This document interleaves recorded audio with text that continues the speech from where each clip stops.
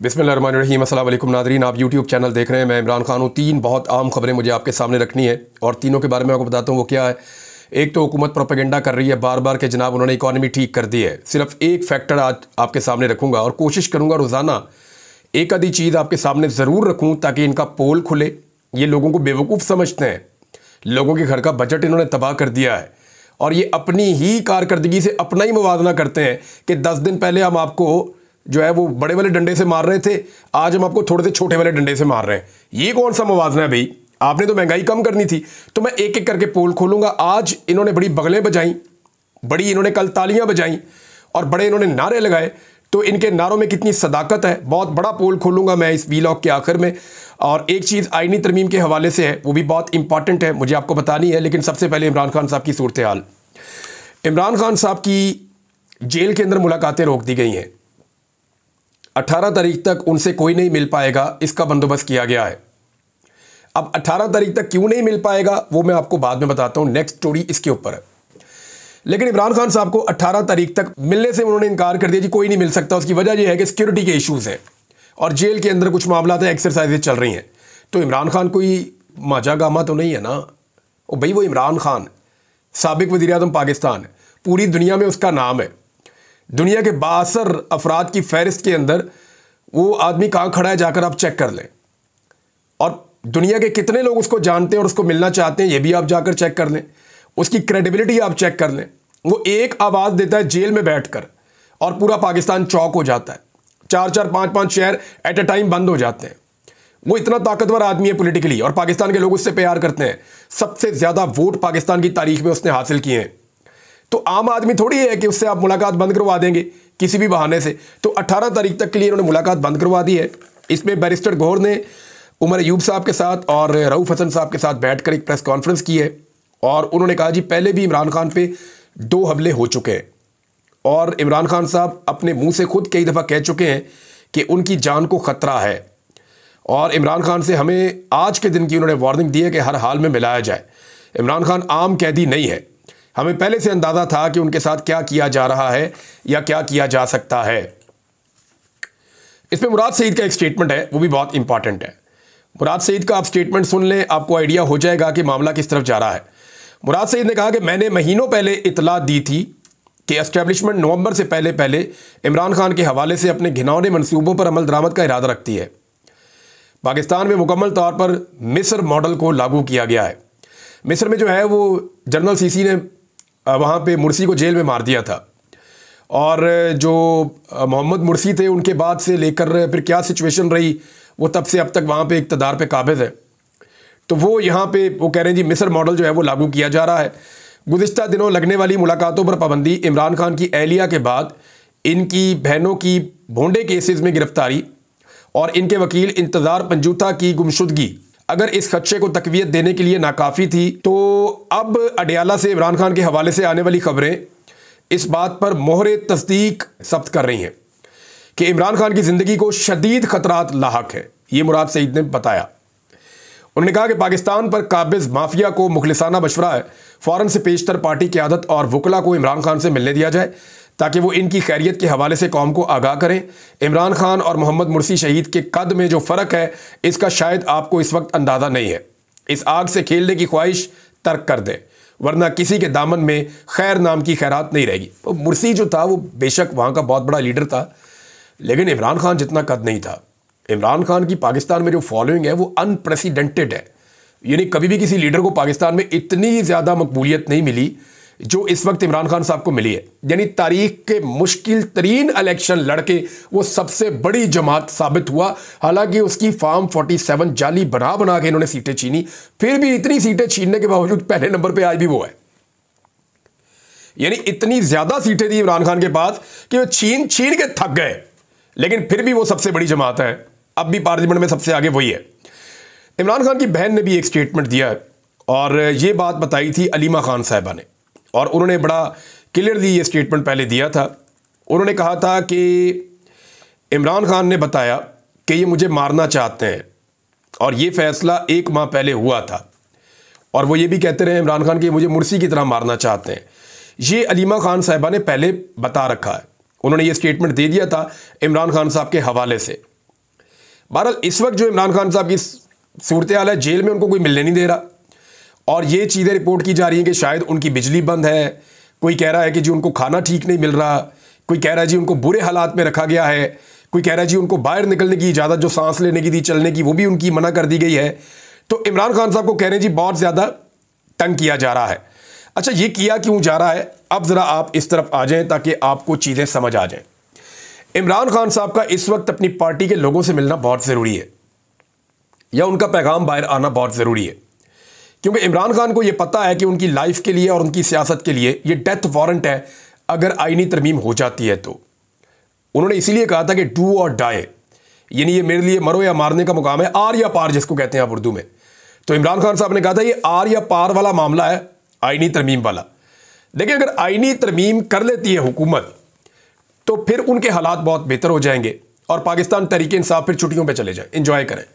फिर उसके बाद कोई बहुत बड़ी अवामी तहरीक चली तो चली, वरना कोई फ़ायदा नहीं है। और अगर पाकिस्तान तहरीक इंसाफ इस आईनी तरमीम को नाकाम बना देती है तो फिर ये हुकूमत जो मर्जी कर ले, इसको फिर घर जाना पड़ेगा। अब ये दोनों के सर्वाइवल का मामला है। आईनी तरमीम के नंबर हुकूमत के पास पूरे नहीं है, नंबर पूरे करने के लिए इस वक्त भी कोशिश हो रही है। अच्छा, इस वक्त जो सबसे ज़्यादा काम करना है, देखें, इमरान खान साहब को मिलने नहीं दिया जा रहा तो उनकी पार्टी कर क्या रही है, स्टेटमेंट सिर्फ, बस। पाकिस्तान की सबसे बड़ी पॉलिटिकल पार्टी का लीडर है, पाकिस्तान का सबसे मकबूल रहनुमा है, और उनकी बहन कह रही हैं, उनके जानने वाले कह रहे हैं, बहुत सारे सोर्सेज बता रहे हैं, और ख़ुद उनकी पार्टी कह रही है जी कि उनकी जान खतरे में है। लेकिन इसके बावजूद कोई शख्स कोई एक्शन लेने को तैयार नहीं है। यानी गंडापुर साहब मिले वज़ीर दाखिला को, उनकी मदद भी की जरगे के मामले में, फिर स्पेशली गए उनको मिलने के लिए और वहाँ पे मामला तय किए। ये बड़ी अच्छी बात है, गंडापुर साहब ने लीड दी इस मामले में कि ठीक है जी, आप आएँ, हम बैठ के मसला हल करते हैं, आप हमारे बंदों को मारें ना, गोली ना चलाएं। 4 बंदे जो हैं वो जाँ बहक हो गए हैं, रोके इस सिलसिले को। तो पाकिस्तान तहरीक इंसाफ का भी प्रेशर बहुत था गंडापुर पे, और उसके बाद जो है गंडापुर साहब ने ये मीटिंग की, बैंडेट लिया, फिर गए जाके उनसे मीटिंग की और मामला तय किया। अब वहाँ पे जो है वो पश्तून कौमी जरगा होगा, और हुकूमत ने अपनी चीज़ें रख दी है कि ये चीज़ें हैं, इनके मुताबिक आप इसको कर लें। उस पर हम कल बात करेंगे जैसे जैसे वो मामला आगे बढ़ेगा।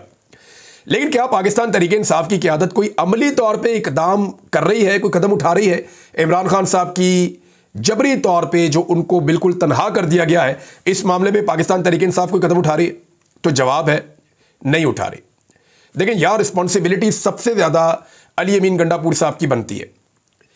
वो इसलिए बनती है कि गंडापुर साहब लोगों को लेकर गए थे इस्लामाबाद, इस्लामाबाद में चीज़ें मिसमैनेज हो गई, और उनके लिए लोग गंडापुर साहब को भी रिस्पॉन्सिबल समझते हैं कि ना वो अपने लोगों से दूर जाते, ना वो अपने काफिले को तनहा छोड़ते, और ना ये सिचुएशन बनती। अब तो मोहसिन नकवी खुलकर दावा कर रहे हैं और सामने आकर दावा कर रहे हैं खैबर पख्तूनख्वा की गवर्नमेंट के सामने खड़े होकर कि जनाब ये तो कभी डी चौक आए ही नहीं, और ये वहाँ के रिपोर्टर भी कहते हैं डी चौक नहीं आए, ये दूसरी तरफ से गए थे। तो डी चौक गंडापुर साहब वो कहते हैं जी पहुँचे नहीं। अब गंडापुर साहब की रिस्पॉन्सिबिलिटी ये है कि सबसे बड़ी जिम्मेदारी उन पर यह आ गई कि उन्होंने आईनी तरमीम को रोकना है, क्योंकि इसको इमरान खान ने रेड लाइन बनाया हुआ था कि किसी सूरत भी आईनी तरमीम नहीं होने देनी। अब आईनी तरमीम रोकने के लिए गंडापुर साहब का रोल सबसे इंपॉर्टेंट होगा, और याद रखिए इस वक्त तक हुकूमत के पास नंबर पूरे नहीं है। मुझे पता है कि बहुत सारे जो हुकूमती अरकान हैं, MNAs, वो खैबर पख्तूनख्वा में चले गए हैं, और खैबर पख्तूनख्वा में पहुंचने के बाद उन्होंने वहां पे प्रोटेक्शन ले ली है, और वो अपने आप को वहां पे उन्होंने अपनी फैमिलीज के साथ रखा हुआ है कि पंजाब में हमारा जितना भी नुकसान हो, हम 25 तारीख के बाद ही पंजाब जाएंगे। जब नया चीफ जस्टिस आ जाएगा तो उससे हम इंसाफ मांगेंगे और पंजाब जाएंगे। काजी साहब से उनको उम्मीद नहीं है। अब बेशतर लोग तो खैबर पख्तूनख्वा पहुंच गए, तो रिस्पॉन्सिबिलिटी किसकी है? फिर खैबर पख्तूनख्वा की गवर्नमेंट की है कि उनको यहां पे प्रोटेक्शन दी जाए। चंद लोग जो पंजाब में मौजूद हैं, उनमें एक दो के बारे में मैं आपको बता देता हूं। रात को उनके बारे में मेरे पास इत्तला आई कि उनके घरों को घेरा गया है, और नामालूम अफराद जो हैं वो उनके घरों के आसपास पहरा दे रहे हैं कि अगर ये लोग निकल कर कहीं जाने की कोशिश करते हैं तो इनको उठा लिया जाएगा, और अगर ये अपने घर पे ही रहते हैं तो फिर इनको उठाया जाएगा आखिरी टाइम पे, यानी जब बिल्कुल करीब आ जाएगी आईनी तरमीम, तब इनको उठा के मजबूर किया जाएगा कि आईनी तरमीम के हक में वोट डालो। अब अगर लोगों को पहुंचा भी दिया गया ना, तो एक तो रेट बहुत बढ़ गया है। रेट बढ़ते बढ़ते, यानी मैं एक वीलॉग करता हूं तो अगले वीलॉग में जो रिपोर्ट आती है वो उससे भी बढ़ के आती है। पता चल रहा है कि रेट जो है वो तारीखी नौइयत का हो गया, और अब तो कुछ एमएनए ये क्लेम कर रहे हैं कि 80 करोड़ से 100 करोड़ तक दिया जा रहा है एक एमएनए को और एक सेनेटर को कि जनाब आप टूट जाए और आकर आप आईनी तरमीम के हक में वोट डाल दें। तो हुकूमत की जो इस पर नई हिकमत अमली है वो मैं आपके साथ बता देता हूँ। एक तो आवाम में कुछ बददिली भी है, बेचैनी भी है, और वो इसीलिए है कि जो कुछ भी इस्लामाबाद में डी चौक में हुआ और जो अली अमीन गंडापुर साहब के साथ एक महीने में 2 मरतबा हुआ और उन्होंने 2 मरतबा पर्दा डाल दिया, जो कुछ भी उनके साथ हुआ, तो ऐसी सूरत में कारकुनों के अंदर एक बददिली और बेचैनी तो है। लेकिन आज बहुत बड़ा इम्तिहान भी है पाकिस्तान तहरीक इंसाफ का कि क्या पाकिस्तान तहरीक इंसाफ साहिवाल में और मुल्तान में बड़ा एहतजाज कर पाएगी। इन दोनों डिवीजन्स के अंदर जो पाकिस्तान तहरीक इंसाफ है उन्होंने अनाउंसमेंट की हुई है कि एहतजाज करना है। अब ये दोनों डिवीजन में एक एक मुबैजना लोटा मैं इसलिए कह रहा हूं कि उन्होंने अभी तक कोई स्टेटमेंट नहीं दिया, लेकिन उनकी पार्टी ये कह रही है कि 2 बंदे हमसे निकल गए हुए ये वाले, 3 बंदे हैं टोटल, लेकिन 2 ये वाले हैं। इनमें एक ज़हूर कुरैशी साहब है जो शाह महमूद कुरैशी साहब के रिश्तेदार भी हैं, और उनके बारे में पार्टी कह रही है जी हमारा रब्ता नहीं होता उनसे और वो काबू नहीं आ रहे। और दूसरे जो है वो उस्मान चौधरी साहब है जो पहली मरतबा एमएनए बने और साहिवाल से वो है। तो इन दोनों जगह पे एहतजाज हो रहा है, तो काफ़ी प्रेशर पब्लिक का आएगा और हो सकता है इन दोनों में से कोई पब्लिक के साथ खड़ा हो जाए और वो ये कहे कि नहीं जी मैं इमरान खान के साथ खड़ा हूं और मुझे आइंदा भी इलेक्शन लड़ाएं, आइंदा भी इलेक्शन जिताएं। क्योंकि देखें उस्मान चौधरी को तो ये कहा गया कि अगली दफ़ा तो पीटीआई ने तुम्हें टिकट देना ही नहीं है और तुम्हारे चचा को टिकट मिलेगा, तो इसलिए तुम एक ही दफ़ा एमएनए बने हो, तो जो तुमने कमाना है, जो तुमने करना है वो कर लो। हालांकि वो ठीक ठाक मालदार आदमी है, लेकिन मुझे नहीं समझ आ रही कि अभी तक वो पाकिस्तान तहरीक इंसाफ को किस बात पे चक्कर लगवा रहे हैं। लेकिन ये रिस्पॉन्सिबिलिटी जो सारी की सारी होगी ना, एक तो आज के दिन का एहतजाज तय करेगा कि पब्लिक कहां खड़ी है और कितने ज़ोरदार तरीके से निकलती है, और क्या लोगों को जो मायूसी की बातें हो रही थी उनसे मायूसी हुई है या आज भी वो निकलते हैं। दूसरा, इमरान खान साहब की सेहत के हवाले से जो तशवीशनाक खबरें पाकिस्तान तहरीक इंसाफ बता रही है, इसमें लोगों में भी एक बेचैनी पैदा हो रही है, तो उसके रद्देमल के तौर पे भी लोग निकल सकते हैं, बाहर आ सकते हैं। एक आदमी जो कोशिश कर रहा था कि इमरान खान साहब से मुलाकात हो जाए, उनका नाम था इंतज़ार हुसैन पंजू था, और वो आदमी पूरा जोर लगाकर कोशिश कर रहा था। मेरी उनके अगवा होने से एक दिन पहले बात हुई और वो ज़्यादा टाइम यही बात करते रहे कि इमरान खान को मिलेंगे तो समझ आएगी, इमरान खान को मिलेंगे तो वो बताएंगे। जो इससे पहले उन्होंने बताया था, मैंने कैटेगोरिकली अपनी पार्टी को बता दिया था, लेकिन हम इमरान खान साहब से मिलने का वेट कर रहे हैं, और वो पूरी कोशिश कर रहे थे, तो उन्हें अगवा कर दिया गया। अब वो लापता है जबरी तौर पर, उनका पता ही कोई नहीं है। पुलिस ने अपनी मुद्दत में मुकदमा दर्ज कर लिया है और वकला जो है वो हाथ पे हाथ रख कर बैठे हुए हैं, एक के बाद एक वकील उठाया जाता है और वकला इसके ऊपर तवज्जो ही नहीं देते। अच्छा, ये जो है ना, वकील अपनी ताकत को कम कर रहे हैं, अपनी कमजोरी जो है उसको मैदान में रख रहे हैं कि जो मर्जी आए उनके साथ जो मर्जी करे। क्योंकि अभी एक खास जमात के वकला को मार पड़ रही है, कल दूसरी जमात के पड़ेगी, परसों तीसरी सोच वालों को पड़ेगी, तो इस तरह ही अकेले अकेले होकर मार खाएंगे। गंडापुर की जिम्मेदारी बहुत बढ़ जाती है क्योंकि ये सारा मलबा उन पर पड़ता है और उन्हें अब इस सारी सूरत हाल में फ्रंट फुट पे आना पड़ेगा। उन्होंने ये स्टेटमेंट दिया था गंडापुर ने कि जनाब मैं दोबारा आऊँगा और मैं फिर आऊँगा, तो आइन के ऊपर हमला रोकना है और अदलिया के ऊपर अटैक रोकना है, अदलिया को इनके कंट्रोल में नहीं जाने देना।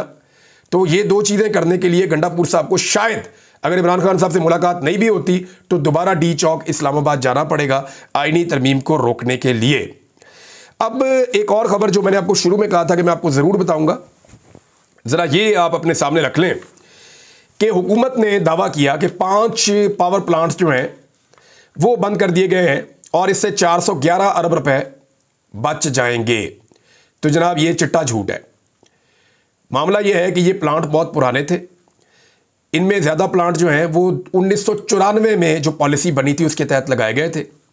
कोई एक आधा प्लांट ऐसा है जो 2001 की जो पॉलिसी बनी थी उसमें लगाया गया था। तो ये टोटल 5 प्लांट है। तो इन 5 प्लांटों के बारे में कहते हैं जी 411 अरब रुपए बचेंगे, तो झूठ बोलते हैं। ये 70 से 80 अरब रुपए की सालाना बचत पाकिस्तान को होगी, जो कैपेसिटी पेमेंट का 2% बनता है। यानी पाकिस्तानियों को अगर 100 रुपये आ रहा था ना तो 98 रुपये आएगा, और वो भी 98 रुपये कहाँ आएगा, ये कोई और टैक्स लगा देंगे आपके ऊपर। तो अवाम को इससे कोई फायदा नहीं होने जा रहा। ये जो कह रहे हैं ना बिजली सस्ती करेंगे, कोई टाइमलाइन नहीं दे रही है, ये सब झूठ बोल रहे हैं क्योंकि इन्होंने महंगे मंसूबे लगाए हैं। और मैं आपको एक और चीज़ बताता हूँ, ये कह रहे हैं ना हमने ये 5 प्लांट बंद कर दिए हैं और ये हमारी बहुत बड़ी कामयाबी है। तो मैं आपको बता देता हूँ कि ये जो 5 प्लांट है ये वैसे ही बंद हो रहे थे, इनका टाइम ही पूरा हो गया था, बल्कि इनको एक्सटेंशन भी दी गई थी। इनमें से कुछ ऐसे हैं जिनको एक्सटेंशन भी दी गई थी और कुछ को हाल ही में एक्सटेंशन दी गई है। ये झूठ बोलते हैं आपके साथ, और ये प्लांट वैसे ही बंद हो रहे थे। अब इन प्लांटों को पैसा कितना दिया है, सिर्फ एक प्लांट के बारे में आपको बताऊंगा ना तो आपकी तबीयत हरी हो जाएगी, आपको समझ आ जाएगी कि आपके साथ हुआ क्या। हपको वाला जो प्लांट है जो आप कह रहे हैं जी बंद हो गया, इसको पिछले 1 साल में इसने 1 यूनिट बिजली भी पैदा नहीं की, हपको पावर प्लांट ने। और मैं special thanks to Aamir Mateen sahab, senior journalist हैं, उन्होंने ये तहकीक पहले की है और उनको उनका क्रेडिट देना चाहिए। उन्होंने इसका आगाज़ किया था, फिर मैंने इसको बाद में स्टडी किया और ये उनकी खबर है। हपको ने पिछले 1 साल में 1 यूनिट भी बिजली पैदा नहीं की और कौम से उन्होंने लिए हैं 24 अरब रुपया 1 साल में, और पिछले 10 साल में बहुत थोड़ी बिजली पैदा करके इन्होंने जो कैपेसिटी पेमेंटों की बद में पैसा लिया है वो 205 अरब रुपए इन्होंने लिए पाकिस्तानियों से। 205 अरब रुपए, इतना इन्होंने लूटा इस मुल्क को। अब ये एहसान जता रहे हैं जब इनका टाइम खत्म हो गया। इनका टाइम खत्म हो गया तो बंद करके अब ये नाच रहे हैं, छलांगे मारने के, जनाब उन्होंने बहुत बड़ी कामयाबी की है। इसमें जो लाल पीर प्लांट है ना, ये भी बहुत पैसा कमा गया। इसके बारे में ये मशहूर है कि इसमें ख्वाजा आसिफ साहब के भी कोई शेयर बताए जाते हैं कि इसके अंदर मौजूद है। बहरहाल जो लाल पीर प्लांट है ये 1997 में आया था और इसको 2003 में लाइसेंस मिला था और 1994 के हिसाब से इसको जो है वो बनाया गया था। जो ब्यूरोक्रेट है ना वो कोई ना कोई गेम डाल देते हैं। 2019 में इसका मुआहदा खत्म होना था, लेकिन उसे 2029 तक के लिए तौसीह दे दी गई और अब कह रहे हैं जी हम इसको खत्म कर रहे हैं। और भाई उसको तो 2019 में खत्म होना था, अब 2024 में खत्म करके आप कौम के ऊपर एहसान जितला रहे हैं। इनमें कोई प्लांट ऐसा है जो साल में 14 दिन चला, कोई ऐसा है जो 10 दिन चला, कोई 10% वाला है, कोई 30% वाला है, मैक्सिमम 40% तक है। तो इन प्लांटों ने पाकिस्तानियों का खून निचोड़ दिया। अब जनाबे अली इनके बंद होने का टाइम आ गया था और अब ये काम ही नहीं कर पा रहे थे। एक प्लांट तो ऐसा है पूरे पिछले साल में 1 यूनिट बिजली नहीं बनाई। क्यों नहीं बनाई? बना ही नहीं पा रहा। लिहाजा अब ये प्लांट बंद होने का टाइम था, तो कौम के ऊपर एहसान ना चढ़ाएं। आपने जो प्लांट लगाए थे ना 2013 से 2015 वाली पॉलिसी में, ये जो 2015 के आसपास नवाज शरीफ ने और शहबाज शरीफ ने प्लांट लगाए थे, 80% से ज्यादा बोझ उन प्लांट्स का है पाकिस्तान के ऊपर। जो ज्यादा बोझ है वो उन प्लांट्स का है। हम 2100 अरब से जायद का कैपेसिटी पेमेंट दे रहे हैं इन प्लांट्स को। तो ये ज्यादती पाकिस्तान के साथ हुई है और ये झूठ बोल रहे हैं मईशत के हवाले से, और बहुत सारे झूठे दावे हैं इनके, एक एक करके मैं आपको बताऊंगा। लेकिन सिचुएशन आपके सामने है। आईनी तरमीम को रोकने की सबसे बड़ी रिस्पॉन्सिबिलिटी इमरान खान साहब से मुलाकात नहीं होती तो अली अमीन गंडापुर की है, और दूसरा इमरान खान साहब से मुलाकात के लिए पाकिस्तान तहरीक इंसाफ की कोशिशें बहुत कमज़ोर हैं। हालांकि वो कह रहे हैं कि उनकी जान खतरे में है। अब तक के लिए इतना ही। अपना ख्याल रखिएगा, अपने चैनल का भी। अल्लाह हाफ़िज़।